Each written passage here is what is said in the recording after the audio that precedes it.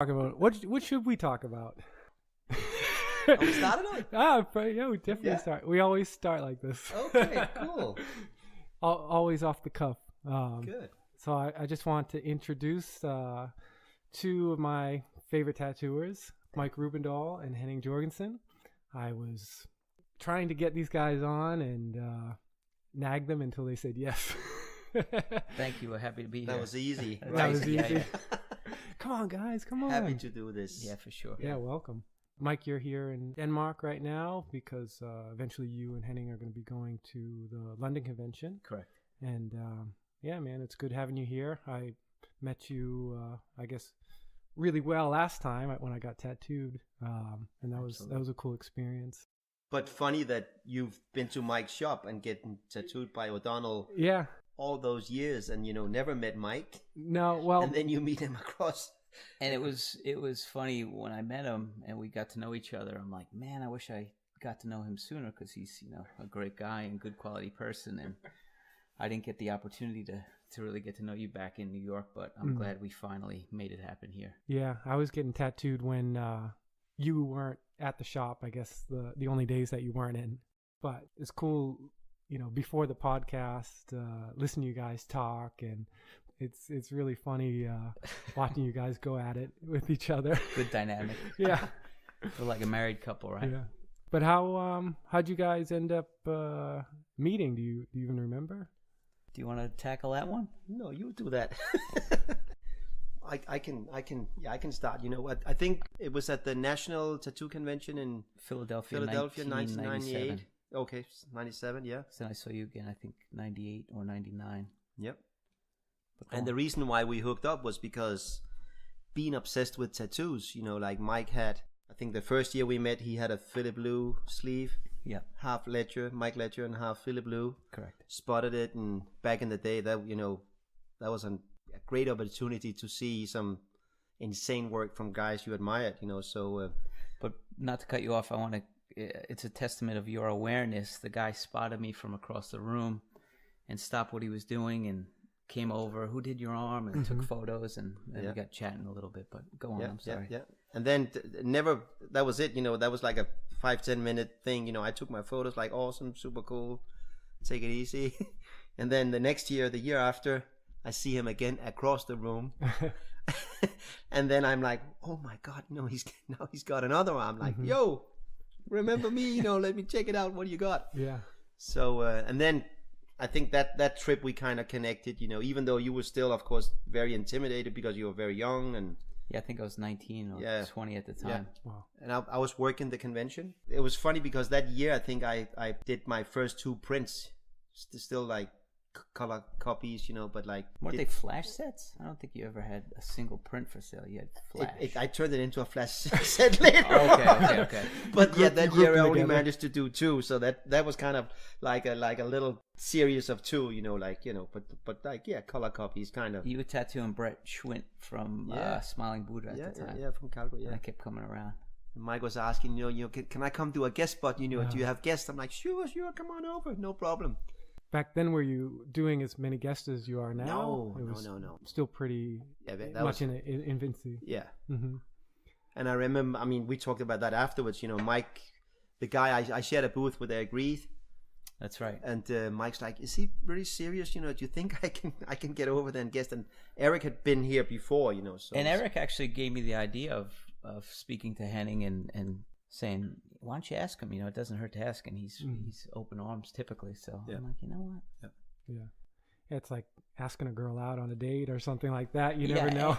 And Henning's reputation was huge back then because I was working in a shop called Da Vinci Tattoo, which I'm sure you know already, with Frank Romano. And I remember I would look through when I was an apprentice. This was 94, 95. Yeah, 95 I was hanging around. And I'm looking through these national catalogs. And there's an awards section, and Henning won, I don't know what it was, like Tattoo of the Year maybe, or Flash Sheet or something. And I'm like, this guy's stuff is great. Mm-hmm. And Frank always had, the highest respect for Henning. And he's like, if you want to model yourself after anybody, he's the guy you should model yourself after. So when you come up through the industry looking up to a guy like him, and then you meet him and you're kind of shook a little bit. You're intimidated. And then, once you get going and, we hit it off, you never look back. You're like, okay, this is where I belong. Because, we're like-minded people. And we shared a lot of common But interests. also a fun thing to add to this, this is like 20-something years ago, and no phone calls. I remember you had like what's it called, a beeper or whatever? Yeah, beeper. Yeah, exactly. And hardly no cell phones. And I lived with my mom, so he's calling my mom's house. And... Oh, man. But like 2 weeks after I got home from the States, of course, I get a nice letter from Mike, and a portfolio and everything, like, hey, remember me, we spoke in Philadelphia. I would love to come guest, so we set it up right away after that. Yeah, I was pretty persistent, I think. Yeah. That's good. That's crazy. It's awesome that you guys are ended up doing that, but I don't know if you would ever foresee like the friendship that you guys have now, because every time like you go to a convention, it's always you two together, and you could almost like go and expect that, seeing you guys work side by side. I have to be honest, I never thought I would meet a friend like this in a million years, and I think relationships like the one we have is extremely rare. And I just realized, I think recently, that I've been coming to Denmark since '99 about 2 times a year. I might have missed a time here or there, but it's it's just getting close to. I mean, you knew me before I had kids, and my daughter's 18, so yeah. We woke up this morning. I'm asking Alma how old she is. She's 15. 15. Yeah. I'm like, I knew you when you were 9 months old. Incredible. So it just goes by so fast, and we've traveled the world together and shared a lot of great memories, great experiences, and it's again one of those things that you never could imagine in a million years when you meet somebody that you could share those times with. I consider him my brother. Yeah, it's cool. Like knowing both of you guys now, just seeing the work and being aware of the reputation. You're obviously like nervous at first, but then I'm always surprised at how like warm both of you guys are, and like you just don't feel uncomfortable, to be around or anything like that. It's like you get a sense like we're all in it together in a way, and that's cool, because you don't always get that with certain people, certain artists. But it's kind of like when you meet like-minded people, you have the same passion and you're a stand-up guy, and the same love for everything that we found that we had, so I think that's how you create those bonds, and that's how we have bonds, all three of us, throughout the world, and has amazing friends, that has the same feeling and integrity and respect for each other and for the business and the trade, right? Yeah, but it's also like what doesn't work, like, so if you're around negative people or people that are procrastinating, it's like you don't find that much in common with people like that, and you kind of are drawn to more people doing stuff and absolutely thinking on the same wavelength. It's huge, and it's a good thing to find. Yeah, but when you find it, you can really create something cool with it. Yeah, for sure. It's been a good ride. Definitely. Have any fun stories about those conventions we were talking about? Stuff over dinner. Which convention would that be? We were speaking about the Japan trip. Oh, is that something worth mentioning, or is it? It was like when Mike and I first we met like in 98, 99. I got invited to the Tokyo convention, 99 and 2000, and you weren't in the loop yet or whatever. No. They invited like 30 people throughout the world, and it was kind of like a close deal, so invitation only. Yeah. But obviously Mike wanted to get over there, and I was eager to get back, so we went back to Japan in 2002 and hooked up with a shop in a couple of guys, so brought Joey Papalardo. It brought one of Mike's friends, and the guys hooked us up with an apartment, and what we were laughing about over dinner is like that apartment was like, in European standard, it was like, 2 meter wide and 3 meter long, which meant, and there was 2 beds in there. We had 3 people. 3 people staying in that apartment, and a little bathroom, like all covered in plastic and no vent, nothing. So needless to say, we didn't hardly spend any time in there, So we were like, sleeping and waking up and going out for breakfast, working at the shop all day. Went out to dinner with the guys, and then they would drop us off at the apartment and be like, okay, goodbye, thank you so much, And then as soon as they left, we would run out the back door and go to bars and hang out like till 5 in the morning. Eat some more. We met a couple of some more like chefs and look into the restaurants or bars or whatever, like very tiny places, super cool area.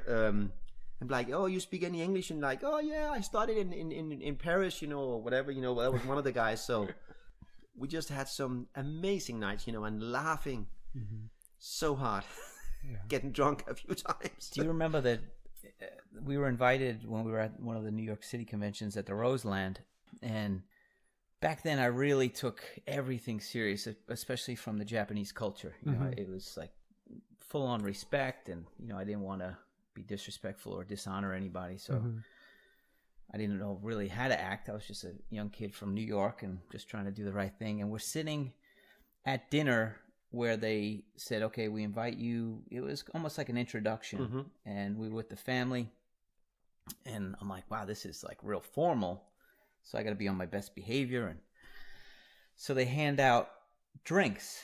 I think they handed out sake. And I pick up, I'm going to make myself look like a fool right now. I pick up my drink of sake, and we're holding it up as they're toasting us and inviting us, and it's hot as shit. And I'm like, oh my God, it's so hot. Hurry up, please get on with the toast. And I'm like, fuck. And I'm like, if I put it down, I'm going to be dishonorable. And I'm going to look like a chump. So I need to stick it out. But this shit was so hot.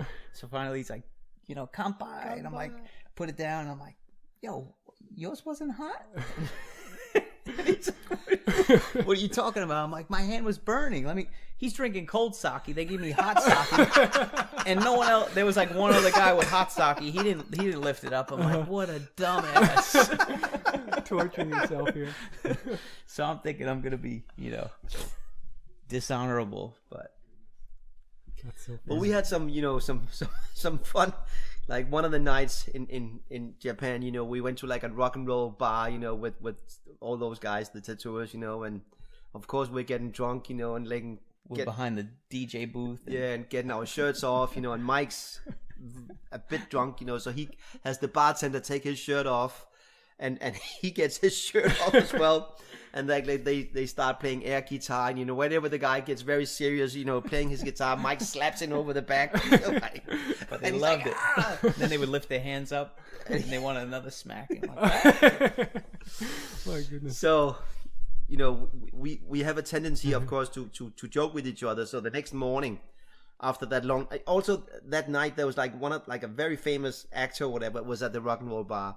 Yeah, because they approached me. They said, and this guy loved hanging out. He came up to us, and I guess he found our group intriguing. But also because we didn't know who he was or that he was famous, we didn't care. We had our own little party, right. So he wanted to come over and like play with us, So they said it was the equivalent of Michael Jackson of Japan. Like, no way. I don't believe it still. But it was a fun thing, Like so. Needless to say, you wake up the next day. And we're hungover, and Mike's like, "Oh my God, I don't remember anything from last night. What happened? What did I do?"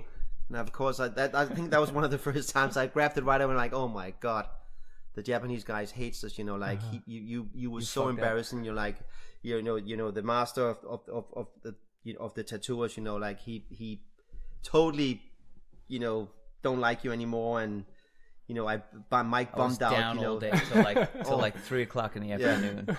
And then finally, I'm like, "Yo, I'm just joking." Mike's like, "It doesn't matter. I don't like him anymore, anyways. I don't want to deal with him." Just throw him under the bus. And I felt so bad, but because of course none of them, were cared. Yeah, no, they didn't care. They were having a blast. They loved it. So that's hilarious. But you guys both got tattooed together. From Horitomo, yeah. Yeah. And you guys went, I don't know the whole story, but you guys were going together and, you were getting tattooed, Mike, and then Henning, and just kind of back-to-back sessions. Yeah, we would do 1 or 2 days in a row each, I think. Yeah. And we would go around the time of the Long Beach Convention and the San Jose show at Bay the Area, time, right? Right. Yeah. Right. That eventually turned into the Bay Area Tattoo Convention. Yeah. Right. But that was an awesome experience. I think that was over the course of 4 years. Wow. Yeah. And that was all Tabori. Yeah, it was all Tabori, line by machine. Mm-hmm. And I think my front took maybe 100 hours. Wow. Roughly, and your thighs, I don't know how long they took. Yeah, I got both, what's it called, upper legs done, but incredible experience. Yeah, great guys. And that was definitely another highlight, like on era, like of 3-4 years, keep coming back to State of Grace, and that was on they're amazing host over there, and that goes on the highlight reel for sure. And definitely best of times. Just to see how dedicated Horitomo is to. It's almost like a religion for him. He's obsessed with it, and you realize why when looking at his work. But just like Henning said, an outstanding experience. Taki was a great host, and it's something we'll never forget. And we've taken away a lot from that whole experience. Learned a lot. Yeah, you see if your tattooing has changed or your approach has changed since getting tattooed by him, or anything that you may have adapted without really knowing. It's hard to say because we were so set in our ways at that time. We were pretty seasoned tattooers, so we took little things here and there, and I'm sure we picked up a lot, and again from seeing the way Horitomo prepares everything, like the dedication is like. Yeah. I think it just made us work harder, and we maybe learned through osmosis. As crazy as that sounds, but it's so hard to do what he does, and it's on such a different level that I'm not sure. Yeah, it's cool. We Henning and I were at a party, some opening party the other night, and it was funny because one of the artists there who got tattooed by you, he was talking about the preparation, and it was kind of the same effect that you were just talking about, Mike, with the amount of work that he puts in. And the same guy said the same thing about Henning, like, man, I got to do more homework. And but I think that's a good thing. Like absolutely, when people get to see like the amount of work that goes in before the tattoo happens. Yeah. That's what it comes down to. I don't, I've said it for a long time, and I think Henning could attest to this. There's no substitute for hard work and preparation, and you could have 1 trillion followers, but if you don't have anything substantial to back it up, as long as you do good work, people come to you, and you the sky's the limit. Right. And I think that that comes through the hard work, dedication, tenacity, and just believing in what you do and loving it. And the guys we've gotten tattooed by, I think that's contagious, and you see that in somebody. I remember we were looking at Trevino's work in Minneapolis, and that was another time that we got really excited. And that's when I decided to get my back done, because he had this crazy body of work, and it gave me the goosebumps when I looked through his portfolio. And I said, okay, this is the guy that's going to do my back. And an incredible volume of work, right? And he still does that. So yeah, with again across the board, with Philip doing my arms, Horitomo doing my front, and Trevino doing my back, it was all that same emotion that I think we've gone through. You getting tattooed by Hardy and Greg Irons and Bob Roberts. It's like you Eddie see Deutsch, something. Eddie yeah, Deutsch. Yeah, Bob Roberts. You see something, and it's like you get hit by lightning. It's like, wow, I need more of that. Yeah. So. And I love the water on your shoulder. From Greg Irons, yeah. It's incredible. Yeah, I was fortunate to meet Greg Irons in Amsterdam in 1984. And that was when he announced he was going to go work with Bill Salmon at Ed Hardy's studio and Philip Liu. And then he from Amsterdam he was going on a trip to Asia, and unfortunately he passed. So but yeah, that was so happy that I got to meet him. And he was such a cool guy. Yeah, that's a shame. And it's funny how one artist, with just his water alone, everybody's influenced by his water who does Japanese waves or anything. Like nowadays, it's like even if you don't know where it comes from, that's what you're drawing. Yeah. It's pretty incredible. Yeah. But yeah, I just love looking at all of your tattoos, and like I was remembering the army you have with all the names. Oh yeah, if you don't mind. No. But that was like, yeah, back in the day, like being from Denmark and being here, you know, like I never thought I would make it to the States, right? Mm-hmm. So I was fortunate that like Mike Malone, Candy Everett, Bob Roberts all came to Denmark, you know, in my youth, you know, when I just first started tattooing, and obviously I got tattooed by all of them, and I started collecting, you know, signatures from autographs from everybody. And right. So yeah, it's cool to memorize the thing, you know. So yeah. But yeah, when I saw that, it blew my mind. I was like, "Why do you have that?" Super cool. It's cool you had the foresight too, because what if they turned out not to be great tattooers? Yeah. But they already were. They already were. You know, but I mean, those were the guys, right? You know, that was Ed Hardy, Bob Roberts, and Mike Malone, and Malone coming to Denmark and coming to where I apprenticed, you know, like in that red light district, and he worked in New Haven, which was more like, you know, conservative, you know, not so wild. It used to be wild, but it kind of, you know, straightened up a bit, you know. So we were in the red light district where everybody was drinking, and it was pretty crazy. But he loved coming out every now and then and talk to us young guys and give us a lecture on what was going on in the world, and showing all the cool tattoos he had from Kazuo Gori and Ed Hardy and Jack Rudy, Bob Roberts, you know, and telling all the stories. And I remember him showing me like how to make a Magnum, which we never knew anything about here in Northern Europe. You know, we all used rounds, like not even flats. 3 liners and 7 rounds. That was it. Wow. So like I knew how to do a Magnum even before I had a machine who could do it.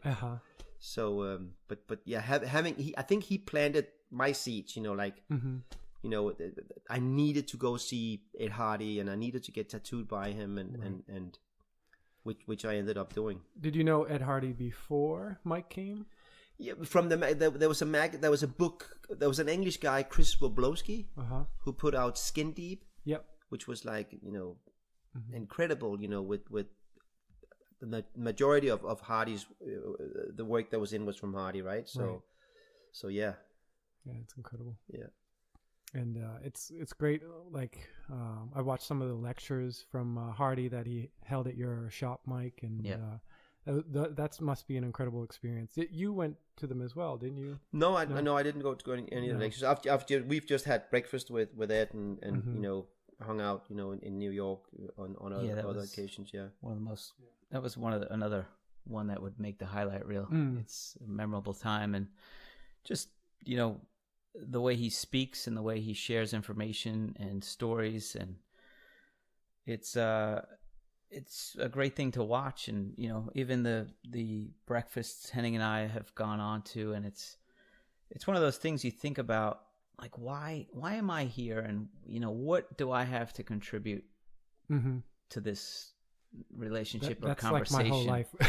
No, it's like, why am I here? But you realize he needs or wants to better the community in a way where he could educate it and have these different conduits of information and to get it out there, because he understands it'll eventually die if he takes it all with him. And he said that out loud. You know, it's I love the way he thinks, and that's why he's big on publications and getting that information out, because it betters the tattoo community and it helps us grow. So he's always been a great role model for, you know, many generations. All of us, yeah. You know, and he continues to be super prolific. Like he's still, you know, putting out all the older drawing books, and it just still blows my mind. Stuff that he's done in the 80s that today people would be doing and it would look new, you know. Totally. It's incredible. But even, you know, you look on Instagram over this weekend, you know, it's Tuesday today, and last weekend Lyle Tuttle had 70th anniversary in tattooing, and Ed Hardy had a lecture there, you know, and you still see all the people's comment, you know, people that has been in the business forever, like, oh my God, I'm blown away. I'm so happy I was here to hear all this. And again, Ed gave so much to everybody, you know, like he's so history. articulate, so well spoken, and he's obsessed with art history. If you speak to him, he knows everything about the fine art world. Yeah. So we're really lucky to have him. Definitely. Yeah. Yeah, and he's so, I mean, the recall that he has for all this stuff is incredible. Like how much you can store in your brain of all these different stories. It's really incredible. But to sit with him last year in San Francisco, and he took us to his special breakfast place, and he's like, hey guys, look up there, you know, like up on the second floor. That's where I moved in when I moved to San Francisco. That was my first apartment that he shared with 2 or 3 other guys. Yeah. It's just like, oh my God. It's right there. Yeah. Yeah. Yeah. Little history there. Yeah. Super cool. Want a break? Sure. I liked your mom. She liked me. I could have Grown-ass become your man dad. Sleeping at my mom's house. Did you have your own room back then? I had a small room back then. Or did you let Henning sleep in your bedroom? Yes. Henning slept on the couch. Okay. He was trying to sneak into my mom's room. I'm just. I slept in you gave me your room, and you slept on the couch, I believe, right? I'm just picturing. Maybe. You did. That's a fucking gentleman. You did. Did I? You did. See that? Full respect. Mike, I'm just picturing that you have like a race car bed. Totally. Like that movie, Big. Remember? That's how it was. And then you let Henning sleep there, and he's like, "Oh, thanks." Yeah, because Henning's 17 years older than I am. Something like that, yeah. So I think I was when we were hanging 19 and 20.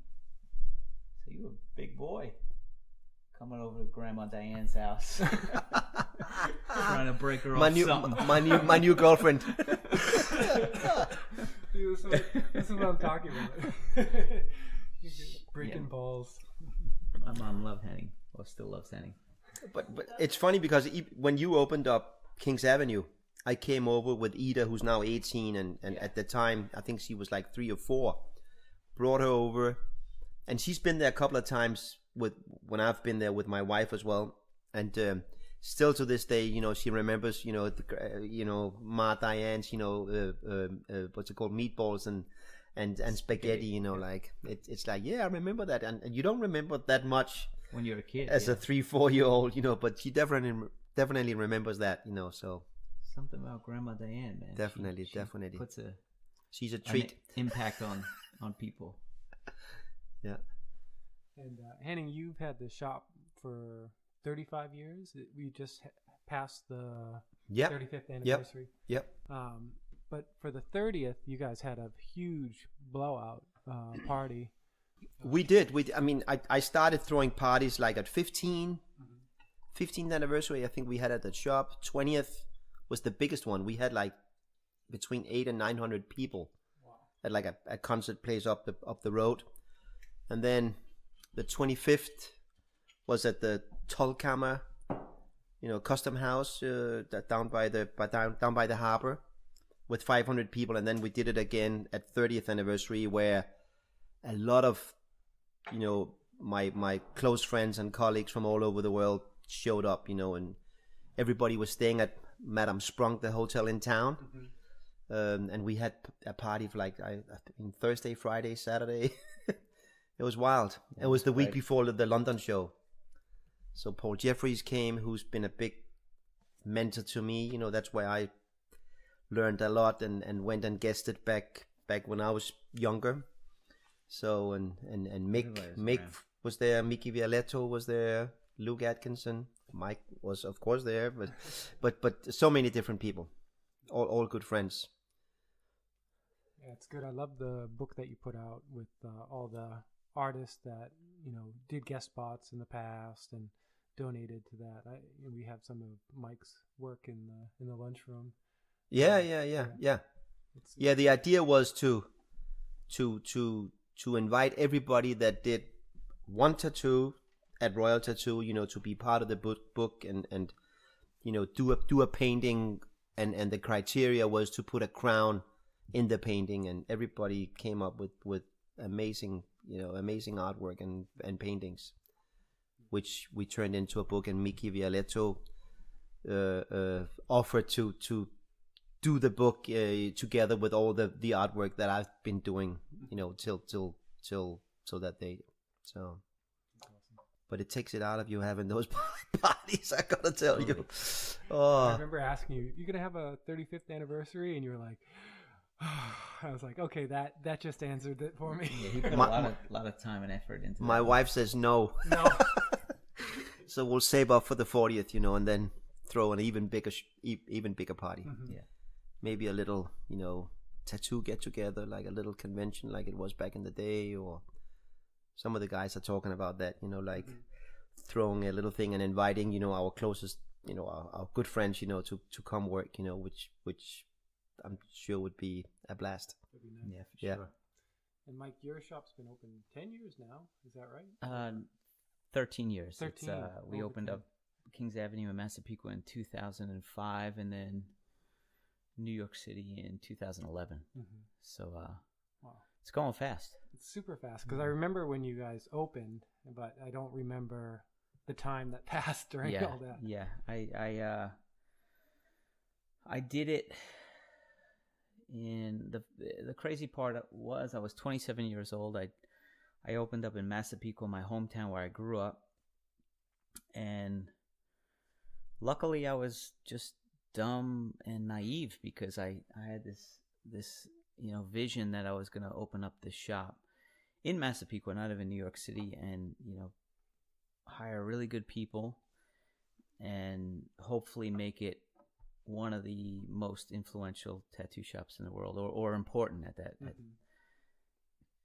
at most, and then I just did it because I had a ton of support in that area, and it felt comfortable, and I had my family there, and then suddenly it just grew, and I had a lot of great guys around me and good artists, and we carried it over to the city, and the rest is history. But it's been quite a ride, and feel extremely fortunate to be working with the caliber of artists I work with, and and we have a ton of great guests and friends that come through, and it's been awesome. Yeah, it's cool.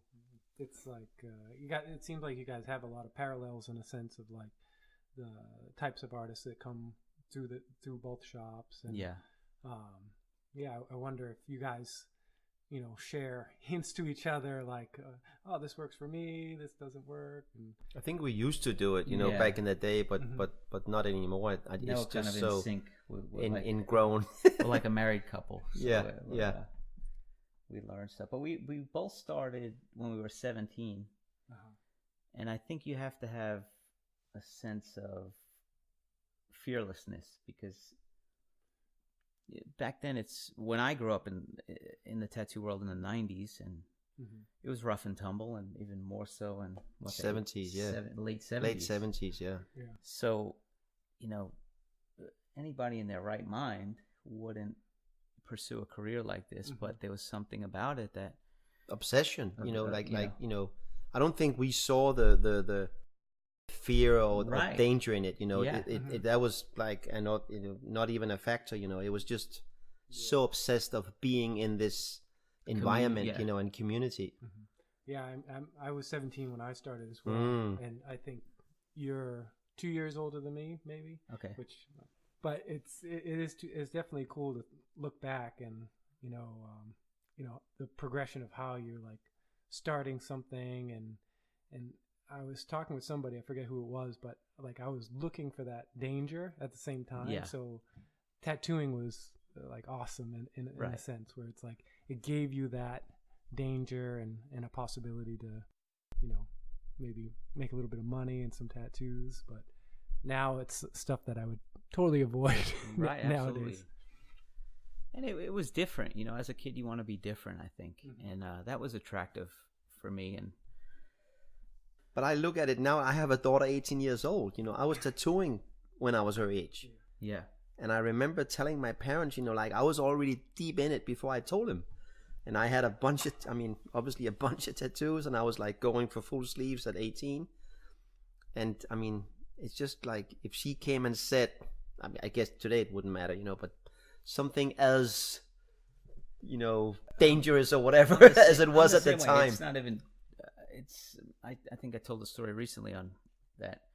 Now being a parent, you maybe wouldn't support your kid in these types of decisions. It's like if Lincoln came to me and said, "Pop, I'm going to skip college. I'm going to skip a ride to college because I want to pursue, say, glass blowing." And glass blowing these days might be a lucrative job. I'm not sure, but I'm just using it as an example. I'd be like, interpretive dancing. Okay, yeah. Interpretive dancing. So I'd be like, no, you got to go to school and get an education. But knowing what I've went through, if he came to me with that proposal, with the passion I had, and the chops were there, I'd be like, all right, let's do it. So I'm thankful that my mom maybe saw something in my behavior and attitude once I found tattooing. But don't you think, with the obsession we all got back in the day when we started tattooing, like no matter what my parents would have said, it could not stop it. Absolutely not. No. And so it wouldn't have helped, like if they were against it. And they were against it. Yeah. My parents, mine too. Totally. But it was just a world they didn't get to hear anything or know anything. That was just it. And they were also programmed, well, how are you going to make money? Well, I don't care about money. Well, how you're not going to amount to anything. Well, I don't care. I'm pursuing this thing out of love and passion. That's all I really care about, and I can't stop thinking about it. And I remember as a kid, it was like I got struck by lightning going to these different hardcore shows and seeing some of my idols on stage with full body suits, and I would go to Tower Records and look through these magazines endlessly for hours. And I knew every tattoo artist I thought on the planet, but then you come to realize there's a lot more than you think. But it was just something that couldn't be stopped. Yeah, I think like my mother was definitely opposed to it in the beginning. She was just like, they're for bikers. No such thing. There's bikers and strippers, and I don't want any part of that. And my dad was more interested if I was going to make money as well. And I think my passion over it definitely changed her mind, and because she was just like, oh wait, there is some sort of art to it, and she saw there was more than just slapping something on your forearm. And I remember when I was just like starting out, my dad, the first question, making any money? No, it's just not really working out, but I'm still at it. And he's just like, oh, you should quit and get a real job. Yeah. But now when I'm still doing it and I'm doing okay, and you're happy. Yeah. And he's just like proud, telling everybody about me. So it's funny how the perspective changes. And your passion and job and hobby has taken you around the world. Yeah. And you're actually living on the other side of the world right now because of that thing, right? Yeah, totally. No, not many people can say that. No. And and think about the education we had. Traveling and through traveling and through life experience, and they, that teaches you a lot more. Well, it teaches you a lot of things they don't teach you in school. And I think about that often because I at a point resented the fact that I didn't go to college or didn't go away to college and get that life experience. But I started traveling when I was 18 with tattooing, so it changes people's lives. Yeah, I believe you get a firsthand impression of what it is. Like you're no longer taking someone's word for it. You can actually go out and experience something for yourself. And I was talking about like traveling, and I didn't know much about geography until I started traveling, and now I could name all these different cities that I've been to, and worked in different places, or just meeting people along the way, and it's so cool. That's what you did when you went to Greece. All the cities in Greece, all the right? Stories. Yeah, absolutely. I'm actually going to Greece for Janine's 40th. Yeah. Again. Awesome. Twice. So he's been there twice. That was only on the runway last time.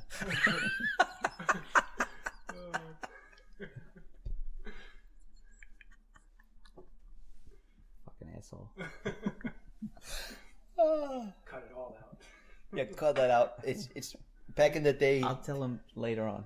It doesn't. They'll cut it out, right? Or Maybe. Mike did, That was a maybe. Mike though. did an interview with somebody, and and they're like, "Hey," and he's like, "Yeah, I've traveled the world," and they're like, "Where did you go?" He's like, "Greece," and he's never been to Greece, like out of the blue, like. Right, so I went to Miami to do a guest Oh, spot. that's what it was. Yeah.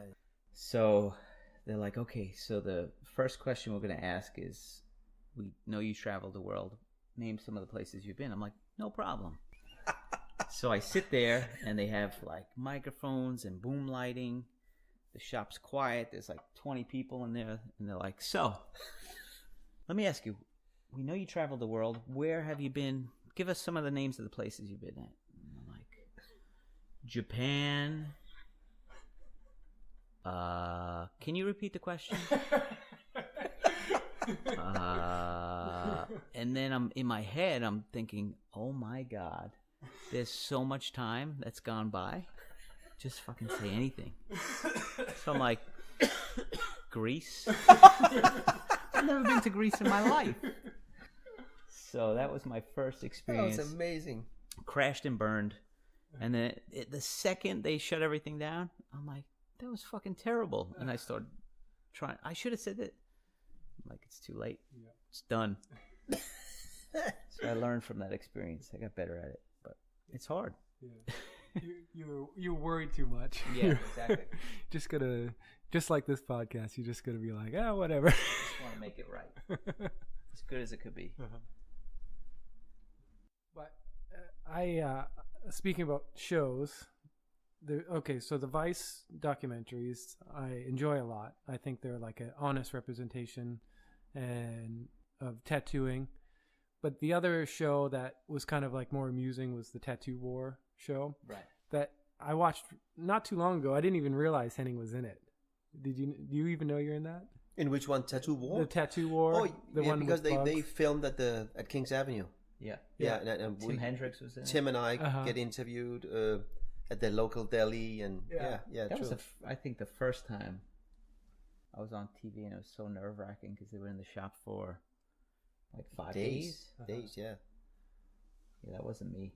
I was trying so hard to be good at being on TV, and it was rough. Yeah. I don't think I did a good job, but I got through it. I think that was one of my more favorite shows, I guess, that came out during that time. Yeah. Because it focused on actual tattooing. Yeah, people tattooing. It also showed the preparation time and just another honest look. But the whole kind of drama TV. I don't know, my dad watches it and he's like, "Oh, did you see this?" And I'm like, "No, I did not see this." Right. But it's like that I'm not drawn to as much, but maybe the individual lives of people, like, how do you balance your life being a tattoo artist? How do you have a family? How do you do all these crazy things and still make tattoos and stay on top and stay current? Those are the questions I have for myself, and when I talk to you guys or any other artist, that's always on my mind, where I'm like, oh, maybe these guys have a little bit of a clue that I can or a nugget that I can get from them. For me anyway, it's still extremely hard, the work-life balance thing, because when I was a kid, that's all I had to worry about was tattooing, and I was obsessed with it, and that's all I had to think about, and that's all I thought about. I didn't think about going out and drinking and partying and picking up chicks. I just wanted to do good tattoos and prepare for the next day, and I would tattoo and draw till 2-3 in the morning.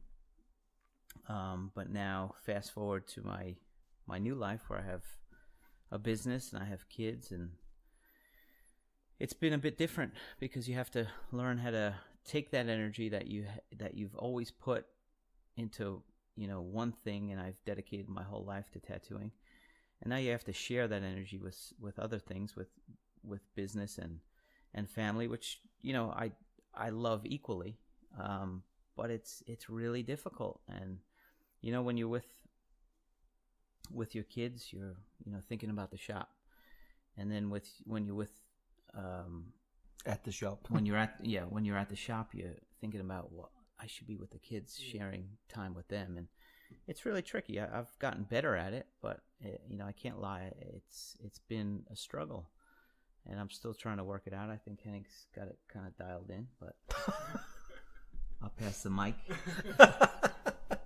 No, I remember, getting the kids, that was such a hard struggle, because you want to do your homework and all your stuff, so you're prepared to go to work, and now you have to do diapers and play with your kid, not with your little baby and all that, so that was a big torn, but eventually you adapt to it, and it's fun to see, now we have young tattooers working with us that has babies, and you can relate to what they're going through. I'm sure everybody can. It's hard because we love what we do so much, and we can't just put it away. It's almost like it's your first baby, and then now we have a few more. A few more. Yeah, I see your interaction with like Jake and Saeed and everybody who has kids at the shop. I think, am I the only one that doesn't have kids at the shop?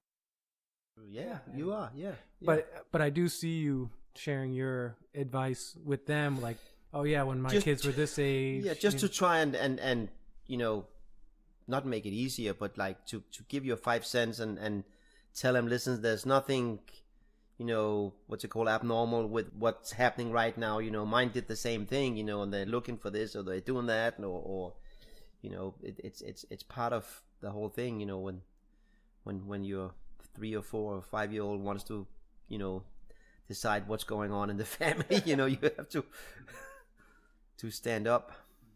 Yeah, but that's kind of the benefit of this job, I think, that we have, is it's not just something that we punch in and out. It's like we all become part of each other's lives, and it's much more than just a job. Adapt.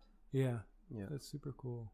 I guess one last thing, you guys just started a company together. Is that correct? Yeah. Absolutely. Is something you want to talk about? Sure. No. Sure. No, you don't have to talk about it. Sure. Absolutely. Sure. Our new baby. Your new baby, yeah. Lucky Supply Europe. That wasn't a plug. It was just, it's obviously, another thing to stack on your shoulders, along with running a shop, family. Oh yeah, and tattooing, Yeah, absolutely. How's that been going? Good.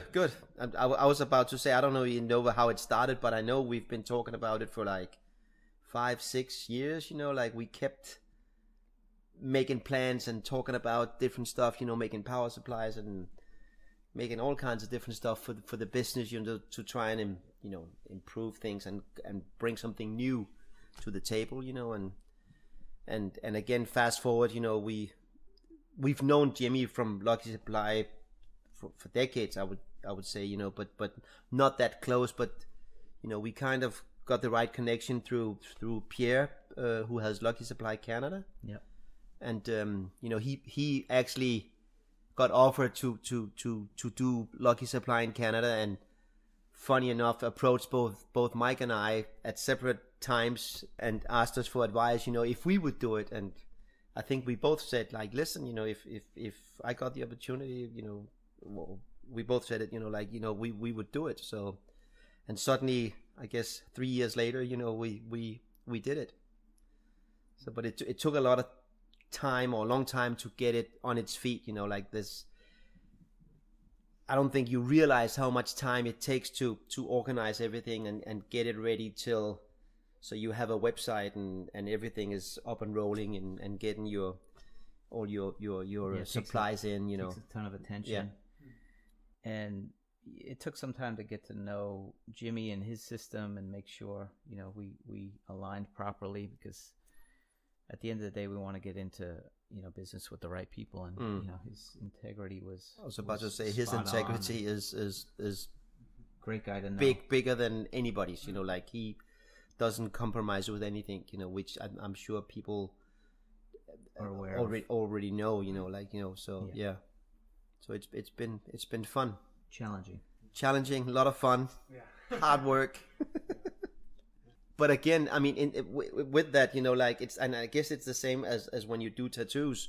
You know, it's nice to interact with fellow artists, tattooers you don't even know, and then, you know, you can help them out with something, you know, and that they afterwards are showing their gratitude and like, thank you so much for you can't say a relationship, you know, like when you interact with them, you know, very rewarding. Yeah. I just want to thank you guys for coming. I know you guys are super busy, and you are. And I'm glad we grabbed you, Mike, while you're off to London, and look forward to watching you guys work together tomorrow. But yeah, super honored to be with you guys, and thank you, buddy. Thank you. Super nice to be here. tattoo with you guys and learn from you. Awesome. Thanks, man. Thank you. To learn from you. Thank you so much for being you. That's a wrap. Thank you. How was it? All right? Yeah, I think it was great.